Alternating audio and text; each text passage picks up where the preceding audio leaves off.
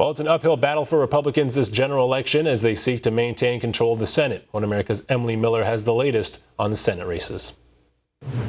Senate Republicans have more than twice the number of candidates up for election this year than Senate Democrats, which is why it's going to be a tough fight for them to get more than 50 Republicans back to Washington in this election. Republicans absolutely have a good fighting chance to hold the Senate, but the map is against them.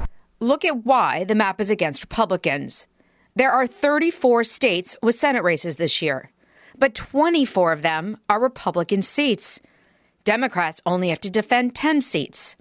Americans for Prosperity, which is funded by the Koch brothers, is heavily involved in the Senate races. They are helping Marco Rubio keep his seat in Florida. It's a tight race against Patrick Murphy. Everyone knows Marco Rubio. We wanted to make sure they understood the choice in Patrick Murphy they needed to avoid. Patrick Murphy even said he is proud to support the Affordable Care Act.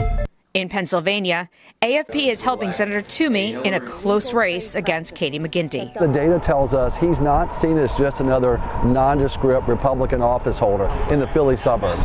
He actually is seen in his own right as someone who has a good, solid, kind of common sense conservative record. In Wisconsin, Ron Johnson has been fighting from behind all year in order to defend his seat against former Senator Russ Feingold. Wisconsin is one of the most challenging races in the country.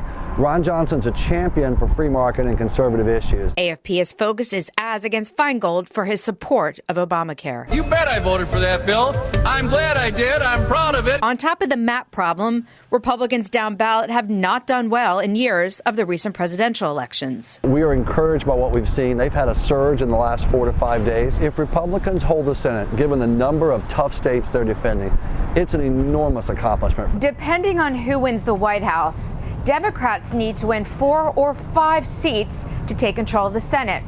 And polls right now are too close to call if that's going to happen. Emily Miller, One America News, Washington.